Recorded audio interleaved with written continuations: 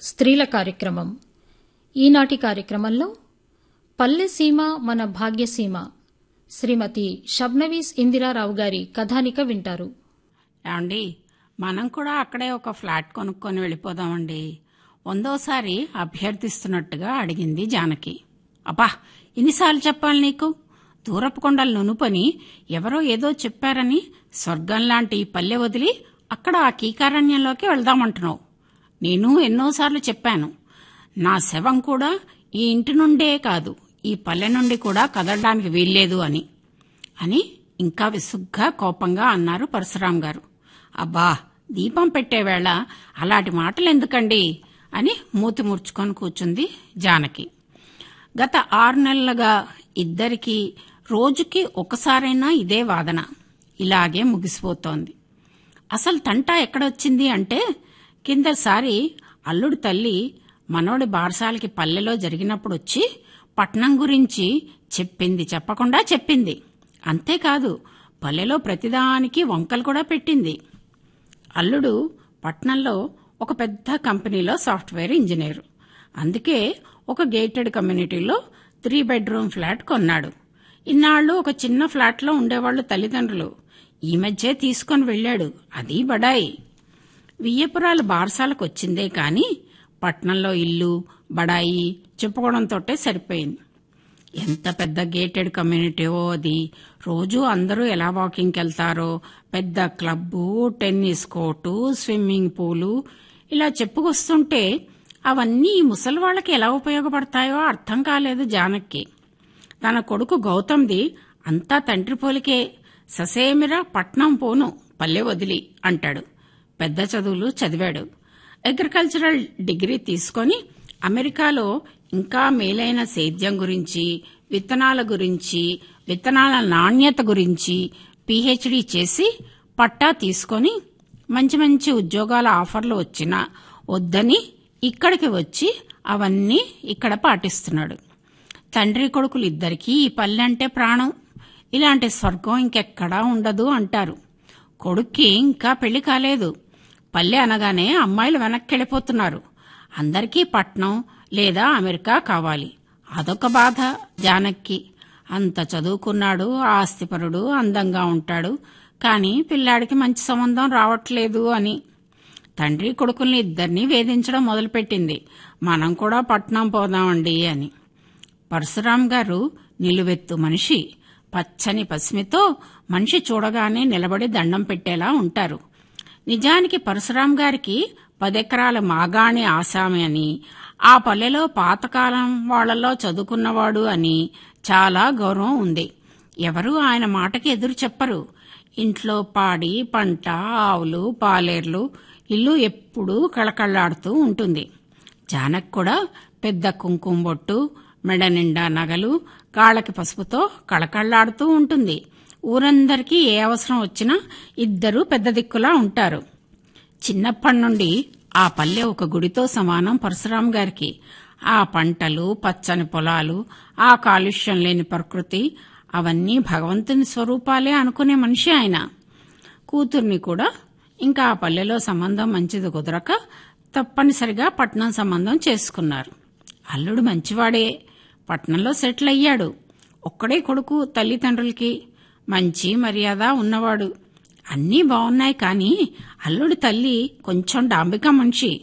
తమ డాబు దర్జా మాటిమాటికి చూపించుకునే రకం. కూతురికి డెలివరీ అయ్యాక బారసాల ఇక్కడ చేశారు. అప్పుడు వచ్చి వారం రోజులు ఉన్నారు వాళ్ళంతా. ఆవిడ వచ్చిన దగ్గర నుండి, అబ్బా ఇంత వేడేంటండి, ఏసీలు లేవా అనో, ఇంకా ఈ పాత వంటిల్లు పాత పద్ధతులేనా, అక్కడ మా వంటిల్లు చూడాలి మీరు, అంతా మోడ్యులర్ కిచెన్ అని ఇలా ప్రతిదానికి ఏదో ఒకటి పట్నంతో పోల్చి జానకి మనసు పాడు చేసింది. అప్పటికీ చాలాసార్లు చెప్పారు పరశురాం గారు, అక్కడుండే బాధలు అక్కడుంటాయి, ఆవిడ చెప్పినవన్నీ మనసు పాడు చేసుకోకు అని. కాని జానకి మనసులో పడిపోయింది. పట్నం అంటే అదొక స్వర్గంలా ఊహించుకోవడం మొదలుపెట్టింది. ప్రతి చిన్న విషయానికి, ఇదిగో చూసారా ఆవిడ చెప్పింది కదా, ఇదే పట్నం అయితే ఇలాంటి ఇబ్బందులు ఉండవుట అనడం మొదలుపెట్టింది. కొడుకు గౌతమ్ చాలా బిజీ ఎప్పుడూను. ఇవన్నీ పట్టించుకునే టైం లేదు. ఎప్పుడు ఇంకా ఎలాంటి పంటలు ఏ ఏ సీజన్లలో వెయ్యాలి, విత్తనాలు మేలు రకంవి రైతులకు ఎలా పంచాలి, ఇలా ఎప్పుడూ పొలం పనులతో తలమునకలుగా ఉంటాడు.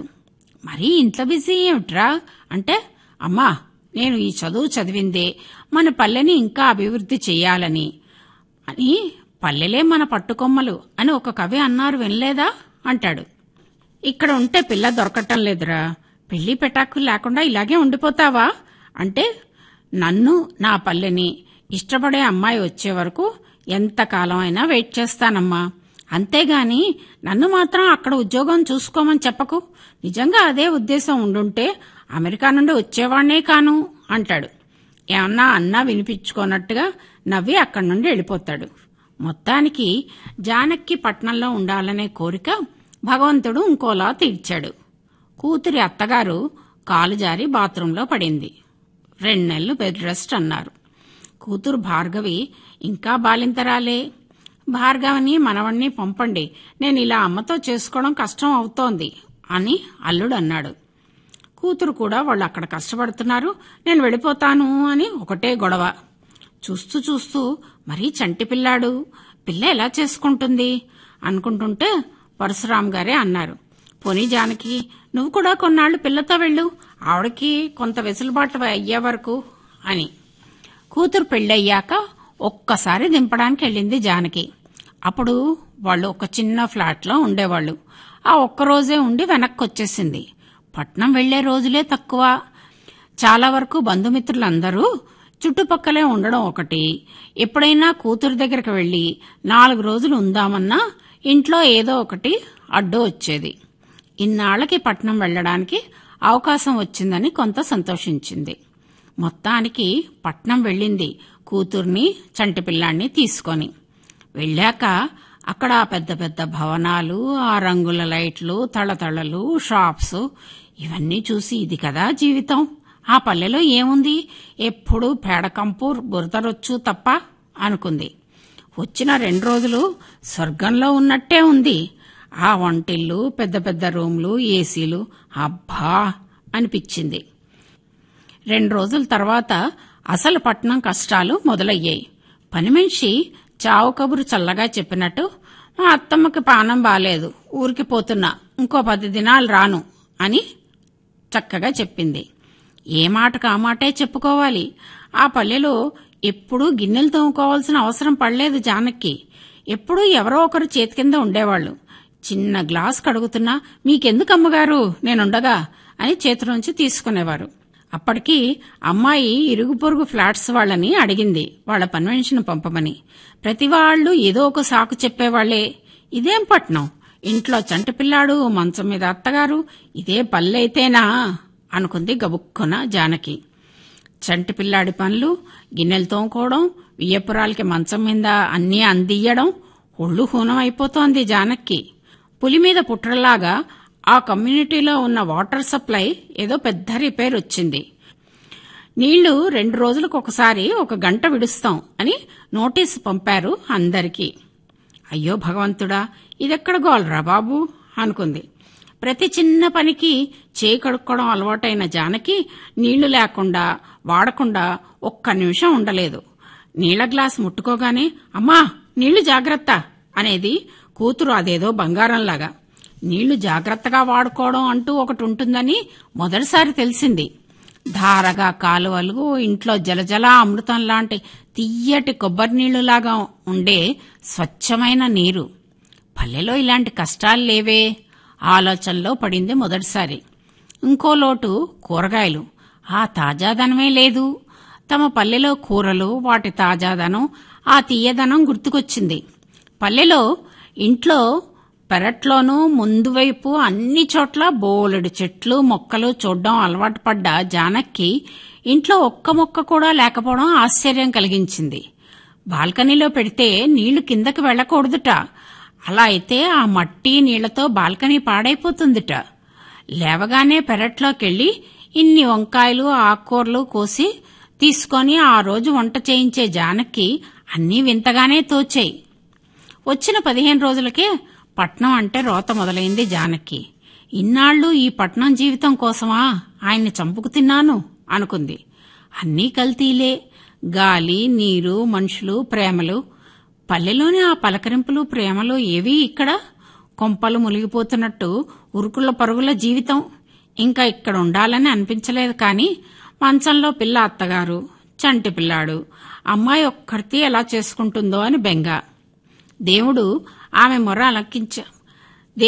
మొర ఆలకించినట్టుగా వియ్యపురాలి అక్కగారు అక్కడ పెళ్లికని వచ్చి చెల్లెలి పరిస్థితి చూసి, నేనుండి సాయం చేస్తానులే, ఊళ్ళో నాకు కూడా ఎవరు లేరు అంది.